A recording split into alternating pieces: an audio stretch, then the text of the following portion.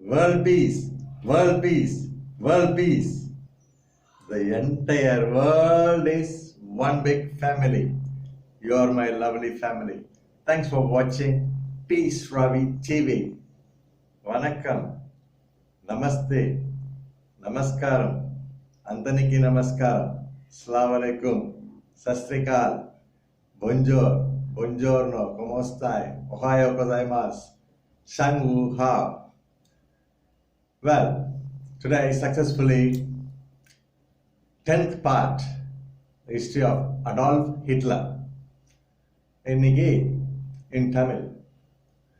In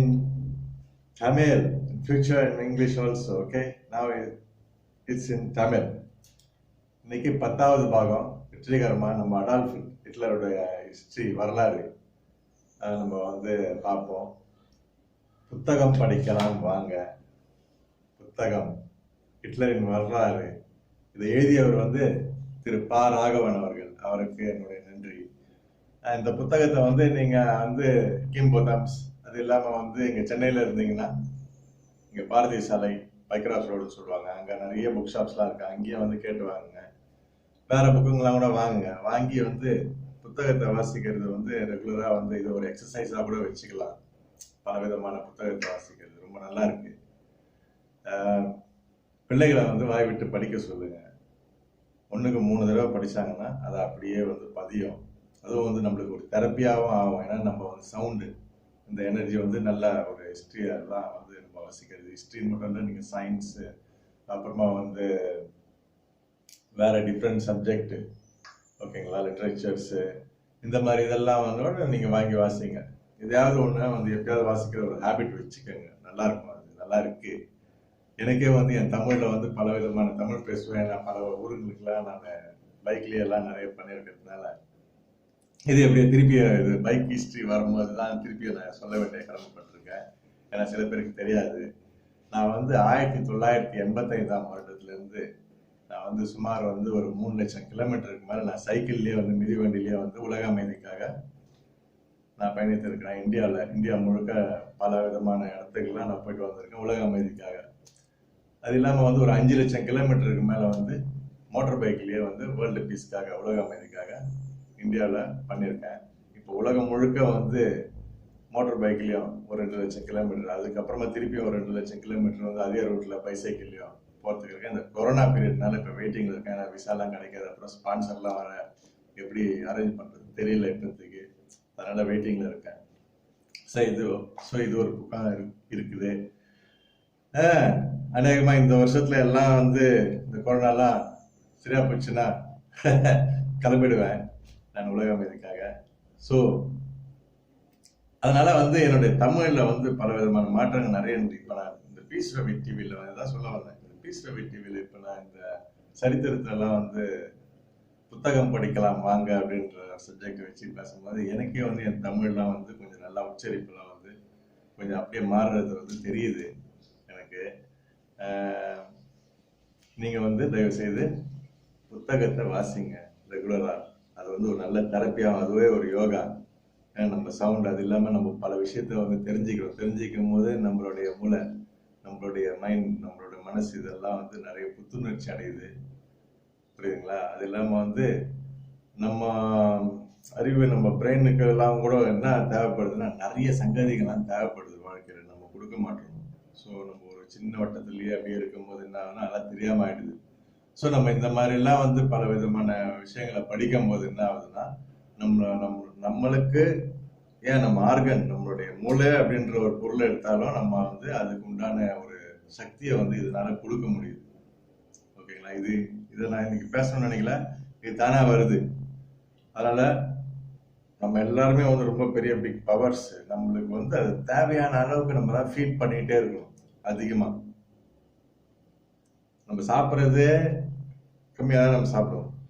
ஆனா அறிவுக்கு அதிகமா தேவைப்படுது. அதை அப்படியே வாங்கிக்கலாம். ஸோ இப்போ டைரக்டா நம்ம டாபிக் உள்ள போவோம். இது 10வது பாகம். நம்ம ஆல்ரெடி 1லேருந்து 9வது பாகம் மட்டும் பார்த்துட்டோம்.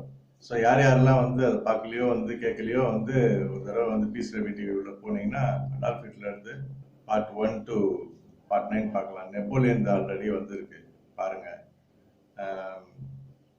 அப்துல் கலாம், டாக்டர் அப்துல் கலாம் நம்முடைய பிரசிடென்ட் ஆஃப் இந்தியா, சயின்டிஸ்ட், எவ்வளோ பெரிய அவரது ஒரு சின்ன புக் என்கிட்ட இருந்தது அப்துல் கலாம். அதுலேருந்து எடுத்தும் கொஞ்சம் பண்ணிட்டேன். அப்துல் கலாம், டாக்டர் அப்துல் கலாம். ஏன்னா சின்ன பசங்களுக்கு, குழந்தைங்கள்லேருந்து பெரியவங்களுக்கும் அவருக்கு எல்லாரையும் பிடிக்கும். அவர் நம்மளுடைய ஹீரோ அவரு. ஓகேங்களா? ஸோ இப்போ வந்து நம்ம அடால்ஃப் ஹிட்லர் வந்து 10வது பாகத்துக்கு போயிருக்கோம். ஓகே, ஸோ இந்த 10வது பாகத்தில் இந்த டைட்டிலுக்கு வந்து பேர் என்னன்னா, கதவை மூடுங்கள், கதவை மூடுங்கள் அப்படின்னு சொல்லிட்டு இதோட தலைப்பு போட்டிருக்கு. அதே டிசம்பர் 1941 அங்கே சோவியத் யூனியனில் ஜெர்மானியர்கள் தடுமாற தொடங்கிய சமயத்திலேயே ஹிட்லர் அமெரிக்காவுடனான யுத்தத்தை அறிவித்தார். முன்னதாக பெர்ல் துறைமுக தாக்குதலில் ஜப்பான் பெற்றிருந்த எதிர்பாரா வெற்றி கொடுத்த துணிச்சல் கூட்டணி பொடியன் கிடைத்த சந்தில் கோலி விளையாடி கொண்டிருக்கிறார். நமக்கென்ன குறைச்சல், படையா இல்லை, பலமா இல்லை. இந்த பேராவை திருப்பி நம்ம படிப்போம். அதே டிசம்பர் 1941 அங்கே சோவியத் யூனியனில் ஜெர்மானியர்கள் தடுமாற தொடங்கிய சமயத்திலேயே ஹிட்லர் அமெரிக்காவுடனான யுத்தத்தை அறிவித்தார்.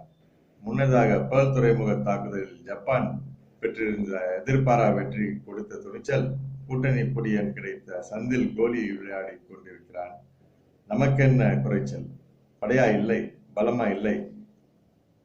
ஹிட்லர் அதை தவிர்த்திருக்க வேண்டும்.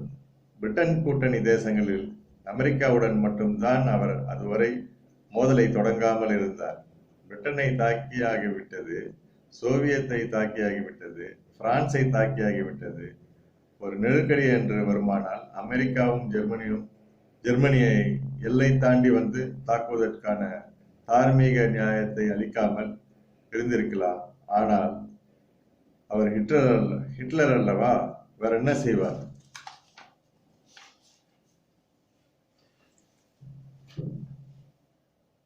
ஹிட்லர் அம்மாதிரி ஒரே சமயத்தில் ஒன்றுக்கு மேற்பட்ட யுத்தங்களை நிர்வகித்து பழகியவர் அல்லர். ஒரு குறி, ஒரு அடி, அதுதான் அவரது ஸ்டைல். ஆனாலும் சோவியத் யூனியனின் குளிருடன் தன்னுடைய வீரர்கள் தோற்று பின்வாங்குவதை கேள்விப்பட்ட போது அவருக்கு பதற்றம் ஏற்பட்டது. ஹிட்லராக இருப்பவர்களால் தோல்வியை ஜீர்ணிப்பது சிரமம். குளிர் குறைந்தால் ஒழிய ரஷ்யாவில் வெற்றியை நோக்கி முன்னேறுவது கஷ்டம். 5 மாதங்கள் என்கிறார்கள். அதுவரை அடித்தால் வாங்கி கொண்டு சமாளிக்க வேண்டியதுதான். ஆனால் அதுவரை வேறு செயலற்று இருக்க முடியாது.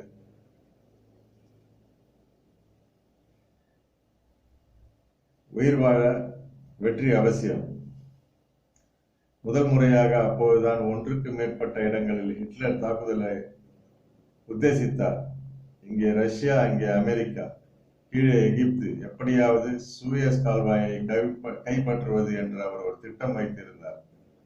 மத்திய தரைக்கடலையும் செங்கடலையும் இணைக்கிற கால்வாய், எகிப்தின் உயிர் நாடியாக விளங்குகிற நீர்ப்பாதை, மேற்கு தேசங்களையும் கிழக்கு தேசங்களையும் தூரத்தில் குறைக்கிற கப்பல் பாதை. அது சாத்தியமாகி விடுகிற பட்சத்தில் வர்த்தகம் சூடு பிடிக்கும், வாழ்க்கை தரமே மாறிப்போகும். பிரிட்டன், பிரான்ஸ் உட்பட எல்லா தேசங்களுக்குமே இருந்த கனவுதான்.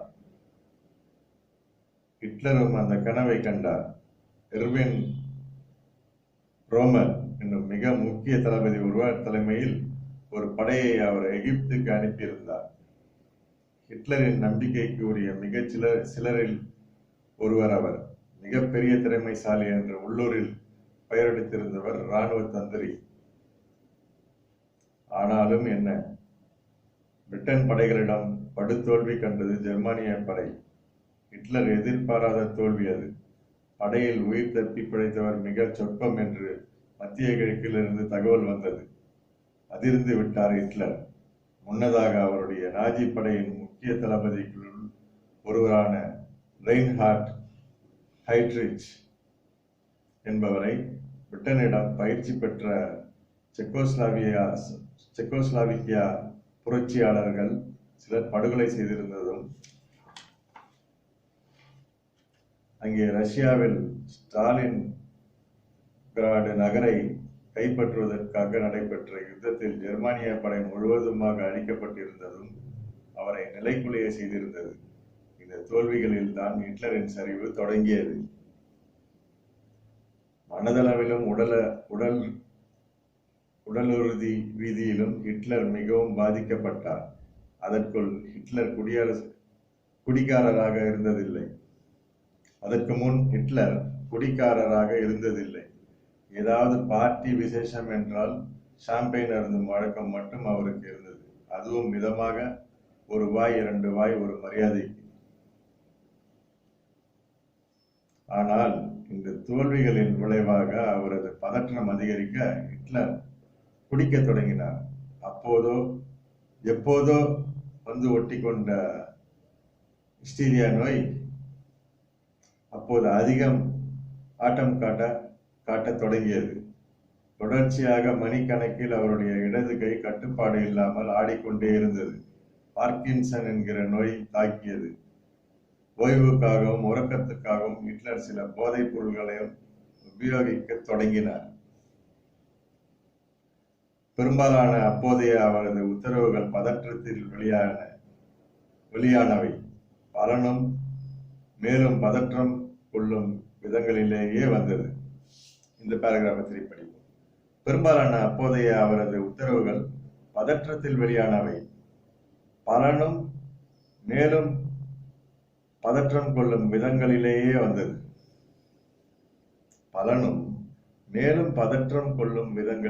வந்தது.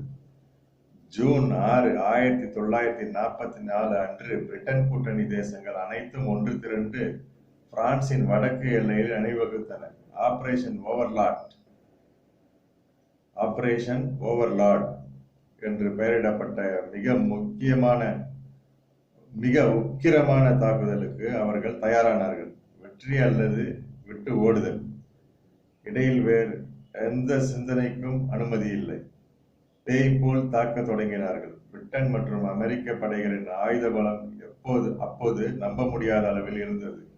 ஒரு ஜெர்மனிய வீரருக்கு 4 எதிர் வீரர்கள் என்கிற கணக்கில் ஆள்களை கொண்டு வந்து குவித்திருந்தார்கள். மூச்சுவிட அவகாசம் இல்லாமல் நிகழ்த்தப்பட்ட தாக்குதலில் ஜெர்மன் படை முற்றிலுமாக குலைந்து போய் பின்வாங்கியது. ஸ்டாலின்கிராட் தோல்வியை காட்டிலும் மிகப்பெரிய தோல்வி அது என்று ஹிட்லர் நினைத்தார்.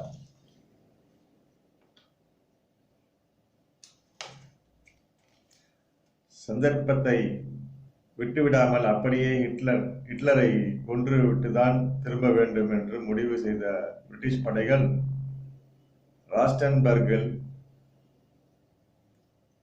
இருந்த ஜெர்மனியின் இராணுவ தலைமையகத்துக்கு ஜூலை 20ஆம் தேதி ரகசியமாக குண்டு வைத்தார்கள். ஹிட்லர் அப்போது அங்கேதான் இருந்தார். இரவு பகலாக உணவு உறக்கம் இல்லாமல். ஜெர்மானிய இராணுவத்தில் இருந்த ஹிட்லர் அதிருப்தியானார். கலையே கருவியாக கொண்டு இது கரெக்டா படிக்கணும். ஜெர்மானிய இராணுவத்தில் இருந்த ஹிட்லர் அதிருப்தியாளர்களையே கருவியாக கொண்டு ஒரு இராணுவ புரட்சிக்கும் ஆட்சி மாற்றத்துக்கும் வழி செய்வதாக சொல்லி இந்த காரியத்துக்கு வித்திட்டது பிரிட்டன்.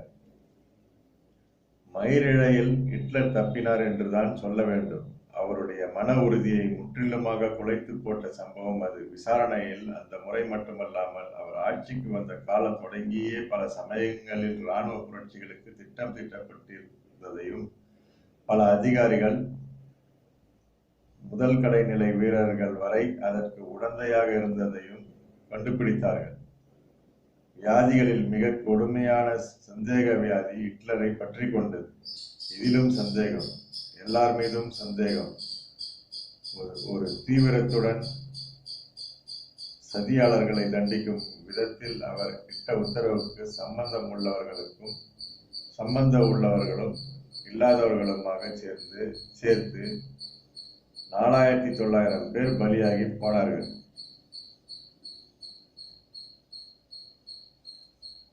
ஜெர்மனியில் புரட்சி படையாக வளரக்கூடும் என்று கருதப்பட்ட, அதாவது ஹிட்லரால், அத்தனை சிறு இயக்கங்களையும் சமூக நல அமைப்புகளையும் கூட நிர்மூலம் செய்தார்கள். இந்த பேராகிராஃபை திருப்படி, ஜெர்மனியில் புரட்சி படையாக மலரக்கூடும் என்று கருதப்பட்ட, அதாவது ஹிட்லரால், அத்தனை சிறு இயக்கங்களையும் சமூக நல அமைப்புகளையும் கூட நிர்மூலம் செய்தார்கள். வெல்லும் மொழி அடைக்கப்படும் போது விழும் விழியை பெரும்பாலும் புத்தியில் குடிப்புகும் சாத்தான் அடையாளம் காட்டுகிறது. திருப்பி படிப்போம். வெல்லும் மொழி அடையாளம் இல்லை, வெல்லும் மொழி அடைக்கப்படும் போது வீழும் வழியை பெரும்பாலும் புத்தியில் குடிப்புகும் சாத்தான் அடையாளம் காட்டுகிறது. ஹிட்லருக்கு ஒரு பிரச்சனை என்னவெனில், அவர் பெரும்பாலும் யார் சொல்வதையும் கேளாதவர். அவர் சொல்லித்தான் மற்றவர்கள் கேட்டு பழக்கம். ஒரு மாறுதலை உத்தேசித்து அவர் தனது தளபதிகளிடம் அப்போது பொறுப்புகளை விட்டிருந்தார். முடிவெடுங்கள், வேண்டியது வெற்றி மட்டும். என்ன வேண்டுமானாலும் செய்து கொள்ளலாம், எப்படி வேண்டுமானாலும் தாக்குதல்களை வடிவமைக்கலாம்.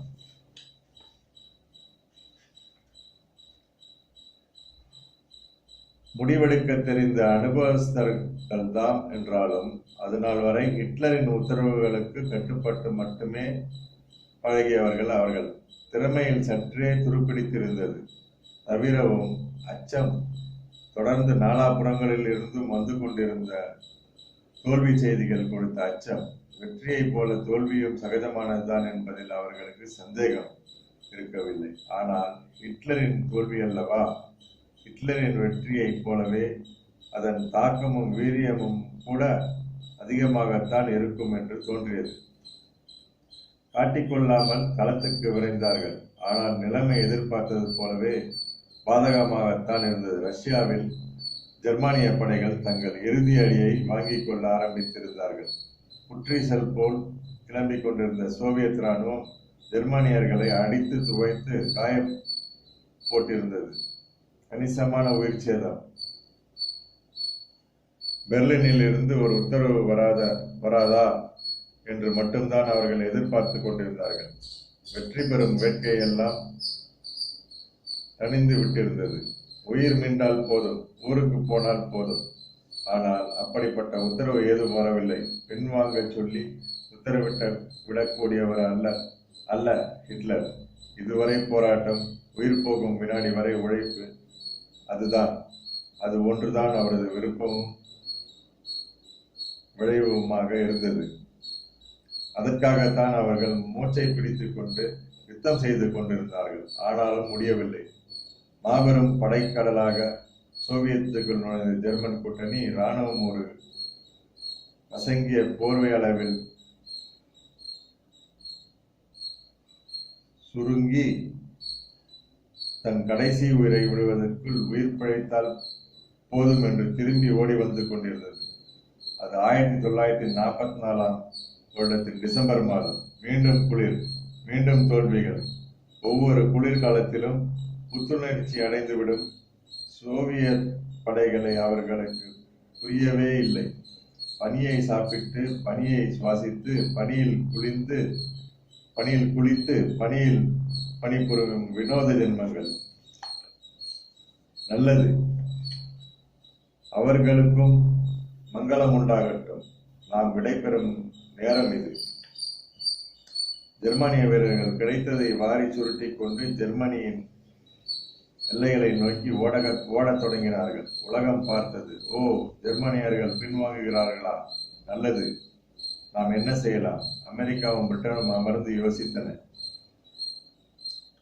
இறுதி தாக்குதலுக்கு ஆயுதங்கள் அவசியம்.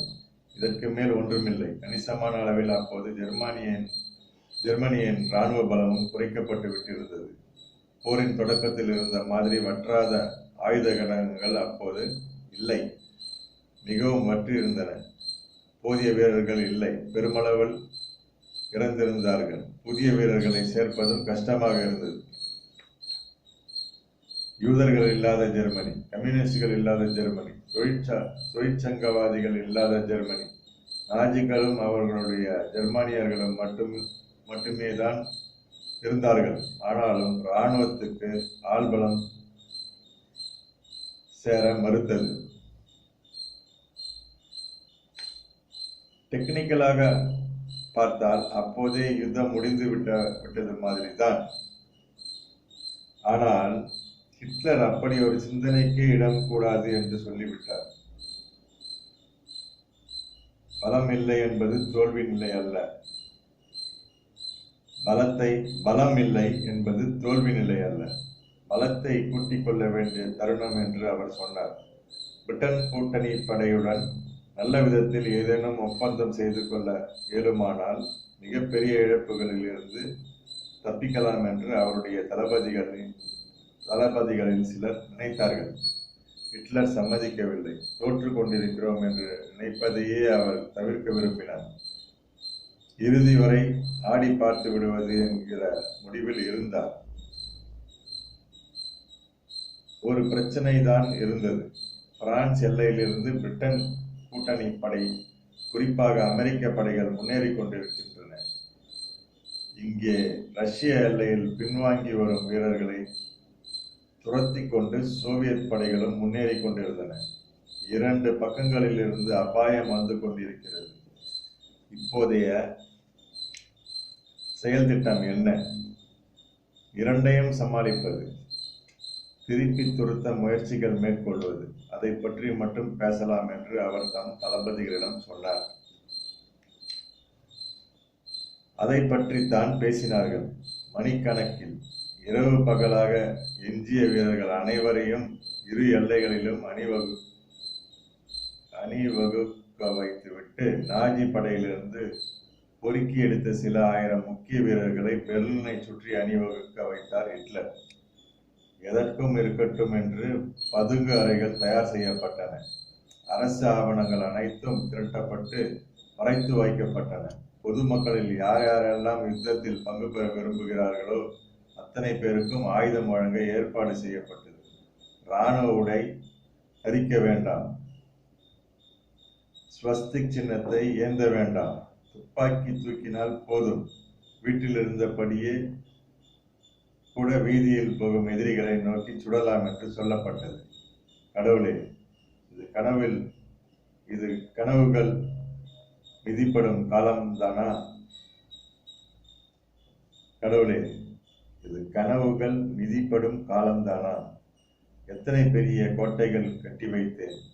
ஜெர்மனியை உலகின் ஒரே வல்லரசாக்கும் கனவு ஆடம்பரமா? இல்லையே. என்ன குறைச்சல் இங்கே?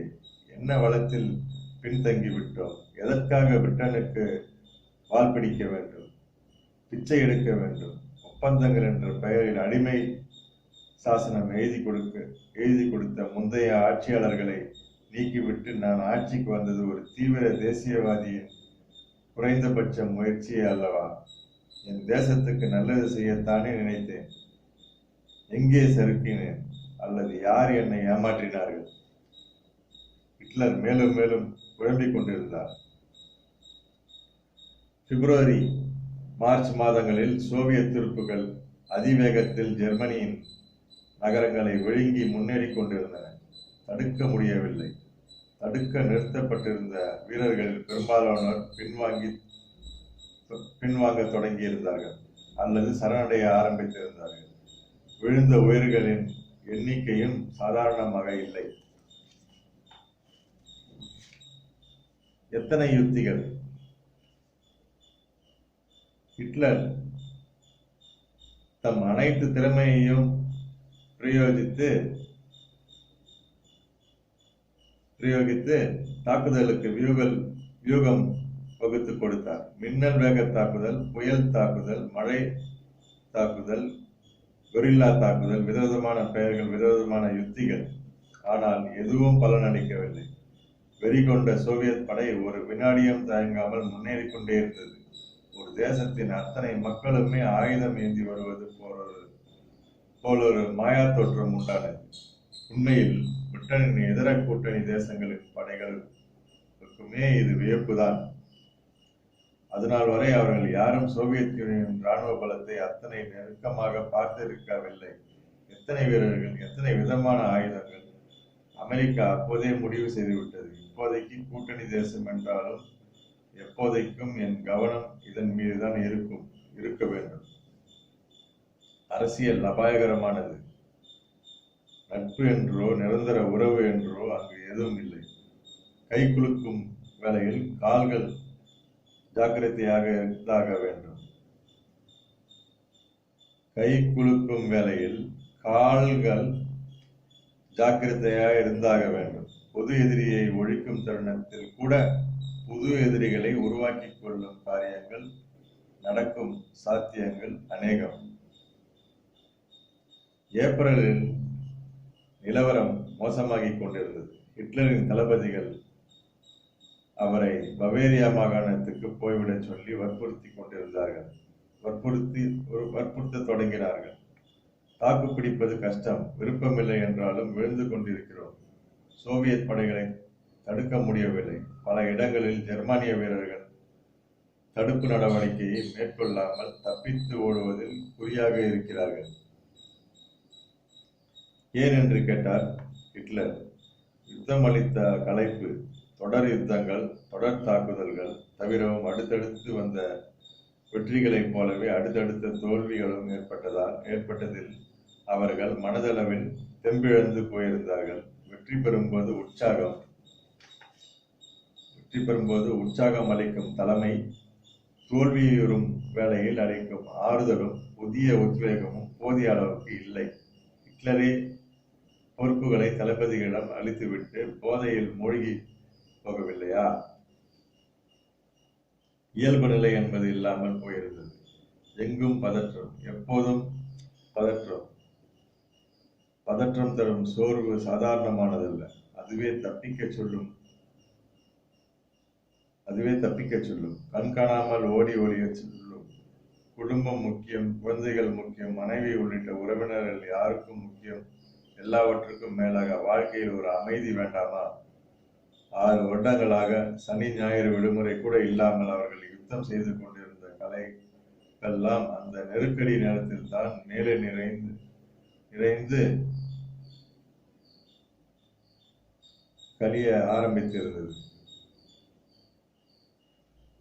ஹிட்லருக்கும் இது புரிந்தது. ஆனால் என்ன செய்ய முடியும்?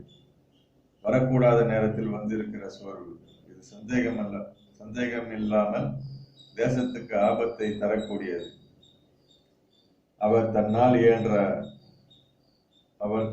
இயன்ற மட்டும் வீரர்களுக்கு உற்சாகமூட்டும் பணியை மேற்கொள்ள பார்த்தார். முடியவில்லை.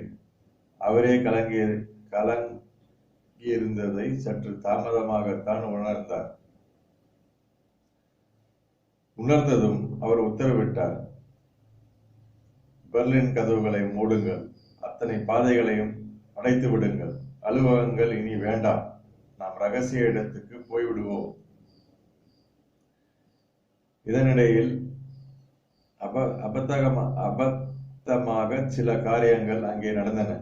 ஹிட்லர் ரகசிய இடத்துக்கு போய்விட்டார். பல்வேறு மாகாணங்களில் யுத்தம் புரிந்து கொண்டிருந்த வீரர்களுக்கும் தளபதிகளுக்கும் தகவல் தொடர்பு சிரமமாக இருந்தது. அவ்வப்போது உத்தரவுகள் வந்தன என்றாலும் எங்கிருந்து எப்படி வருகிறது என்று புரியவில்லை. தவிரவும் உத்தரவுகள் ஹிட்லருடையது தானா என்று குழப்பமாக இருந்தது. அந்த சூழ்நிலையில் ஜெர்மானிய நாஜி படைகளின் தலைமை தளபதியும் ஹிட்லரின் வழக்கரம் மாதிரி இயங்கி வந்தவருமான ஹென்ரிச் ஹிம்லர் இனி போரிட்டுக் கொண்டிருப்பதில் அர்த்தமில்லை என்ற முடிவுக்கு வந்து பிரிட்டனிடம் சமரசத்துக்கான சாத்தியங்கள் குறித்து பேச ஓலை அனுப்பினார்.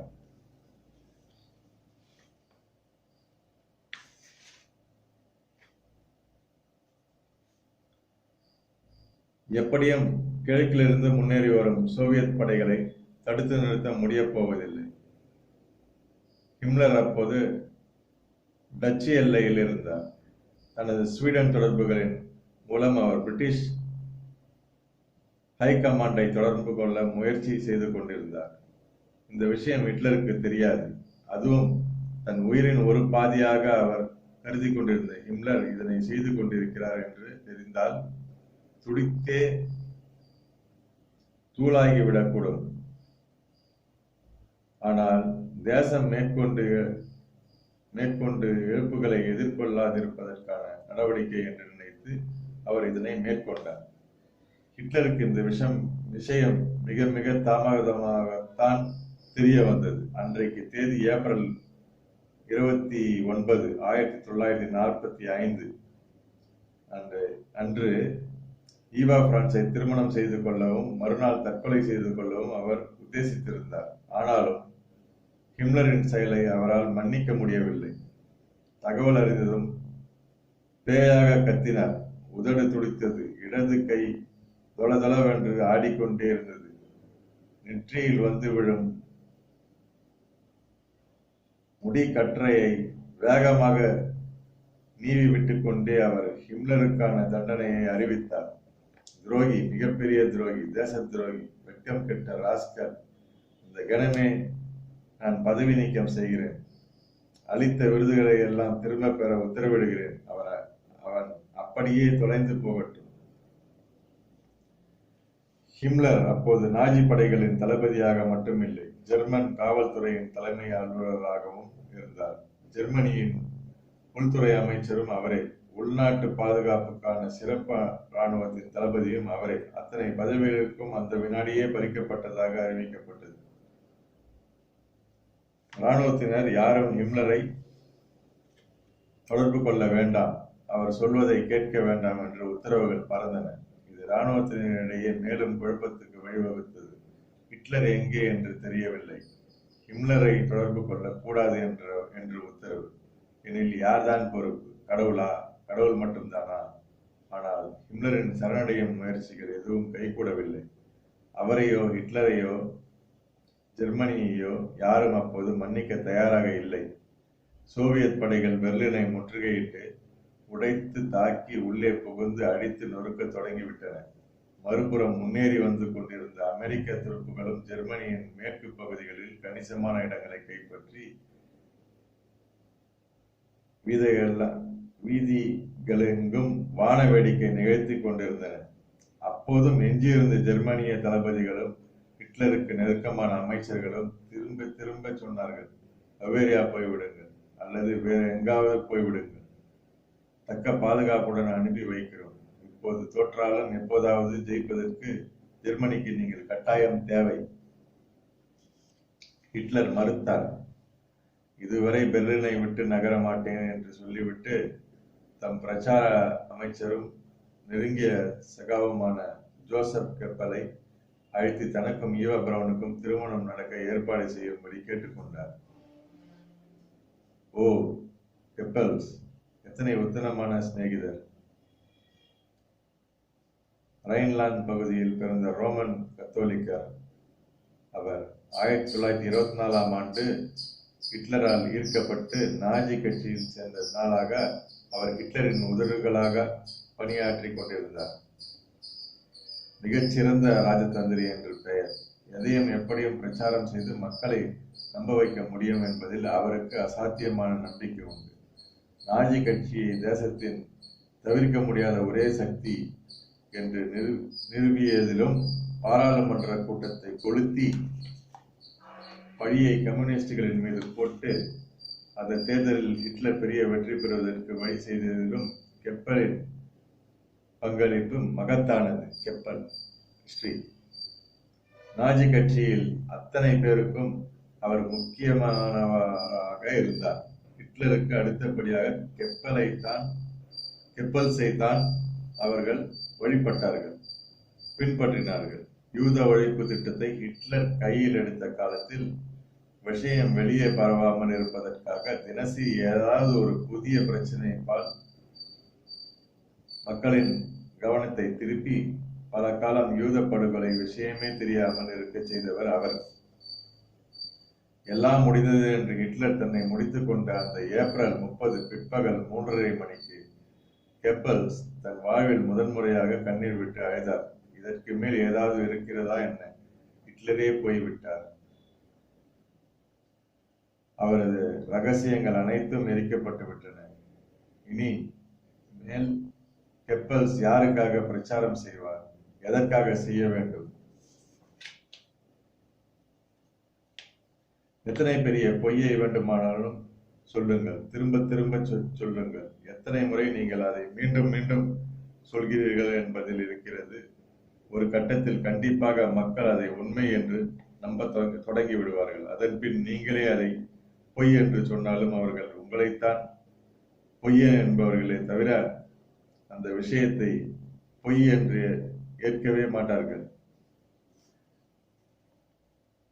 கெப்பல்ஸின் புகழ்பெற்ற பொன்மொழி அல்லது பொய்மொழி இது.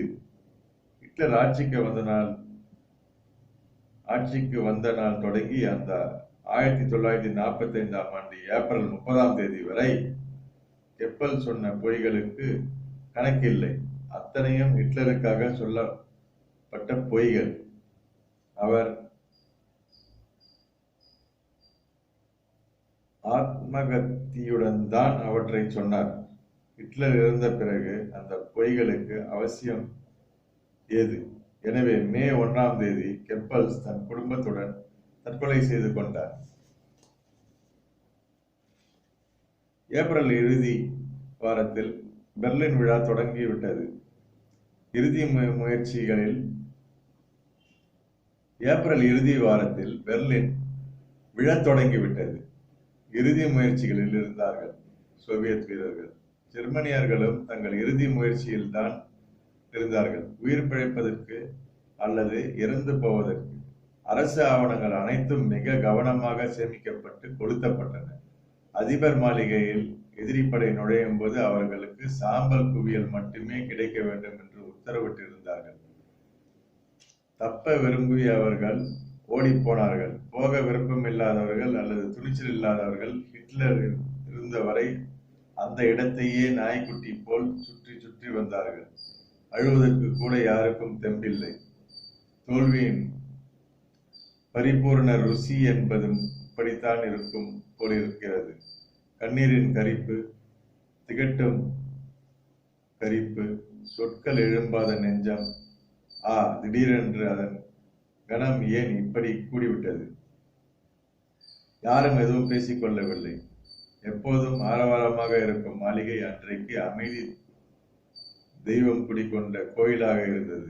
ஏப்ரல் 30 எதிரிகள் அதிபர் மாளிகைக்கு சில 100 மீட்டர் தொலைவில் வந்து விட்டார்கள். மிஞ்சி போனால் அரை மணி அல்லது 1 மணி நேரம். இப்போது மணி என்ன? 3:15. பொதுவாக ஹிட்லர் ஒரு சிறு தூக்கம் தூங்கி எழுந்து தேநீர் அருந்தும் நேரம். அப்போது அவர் உறங்கத்தான் போனார். ஆனால் நிரந்தர உறக்கம். 3:30க்கு எல்லாம் முடிந்து விட்டது. ஒரு தோட்டா, ஒரு சைனடு குப்பி. ஹிட்லரும் ஈவா பிரவுனும் இறந்து போனார்கள். உடனடியாக அவர்களது உடலை எடுத்துக்கொண்டு போய் ஒரு பெரிய வாயக்கன்ற கேனில் திணித்து எரித்து விட்டார்கள். உடனடியாக அவர்களது உடலை எடுத்துக்கொண்டு போய் ஒரு பெரிய வாயகன்ற கேனில் திணித்து எரித்து விட்டார்கள். எரியாமல் மிச்சமிருந்த பகுதிகளை திரட்டி மாளிகையின் உட்புறம் இருந்த பூங்காவில் கொண்டு போய் எரித்தார்கள். எல்லாம் முடிந்ததும் எஞ்சியிருந்தவர்கள் பலர் தற்கொலை செய்து கொண்டார்கள். சிலர் ஓடி போனார்கள். பிறகு என்ன ஆனார்கள் என்று தெரியவில்லை. இந்த கலவரங்கள் அனைத்தும் முடிந்த பிறகுதான் இறுதியில் வரும் சினிமா போலீஸ்காரர்கள் போல் சோவியத் படை ஹிட்லரின் மாளிகைக்குள் புகுந்து தேடத் தொடங்கியது. தென்பட்ட இடங்கள் எல்லாம் இறந்து கிடந்த உடல்கள் அல்லது உயிர்கள், எரிந்த மிச்சங்கள். மாளிகைக்கு வெளியே ஜெர்மனியின் அத்தனை நகரங்களும் கிராமங்களும் அப்போது எப்படி இருந்தனவோ அதே மாதிரி அதிபர் மாளிகையும் இருந்தது. உடல்களால் ஆன மாளிகை. மரணத்தால்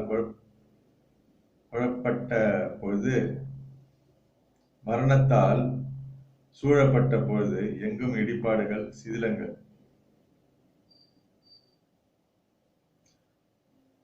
ஒரு மௌன அலறல் காற்றில் கலந்து ஒலித்துக் கொண்டிருந்தது. ஒரு மௌன அலறல் காற்றில் கலந்து ஒலித்துக் கொண்டுதான் இருந்தது. ஆனால் யார் காதிலும் விழவில்லை. அது ஹிட்லரின் குரல். அவரது அந்தராத்மாவின்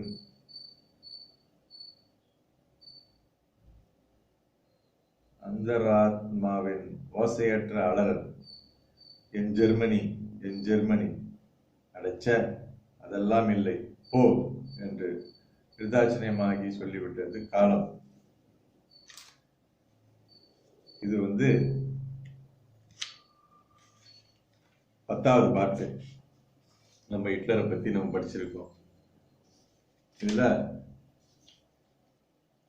இன்னும் ஒரு சில பேஜுகள், அதை அடுத்த பாகத்துல இது ஏறக்குறைய இப்ப நம்ம ஹிட்லர் எரிச்சாச்சு. கடைசியா இதுவாயிடுச்சு. அவரு கெப்லர் இதாட்டாரு, அந்த பக்கம் ஒருத்தர் ஓட்டாரு. சோவியத் ரஷ்யா படைங்க உள்ள வந்துருச்சு. அதுக்குள்ள இவர் சைனடி குப்பி அது தோட்டா அதெல்லாம் இருந்திருக்கு. இவர் ஒரு கேன்ல போட்டு எரிச்சிட்டாங்க. பாதி உடல் இன்னொரு இடத்துல ஒரு பூங்கால போட்டு எரிச்சிட்டாங்க. அதுக்குள்ள தேடி இருந்தாங்க. இதெல்லாம் நம்ம இன்னைக்கு பார்த்துருக்கோம் இந்த 10வது பாட்டுல. இது வரைக்கும் ஹிட்லரோட ஹிஸ்டரி. ஸோ இதுல ஒரு சில பேஜுகள்ல வேற வேற சில விளக்கங்கள்லாம் கொடுத்துருக்கு. அதை 11வது பாகத்துல பார்ப்போம், அடுத்த பாகத்துல. ஸோ இன்னைக்கு இது வரைக்கும் போதும். தேங்க்ஸ் ஃபார் வாட்சிங் பீஸ் ரபிட் டிவி. ஒரு 3 தடவை வேர்ல்டு பீஸ் சொல்லலாம். World peace, world peace, world peace. The entire world is one big family. You are my lovely family.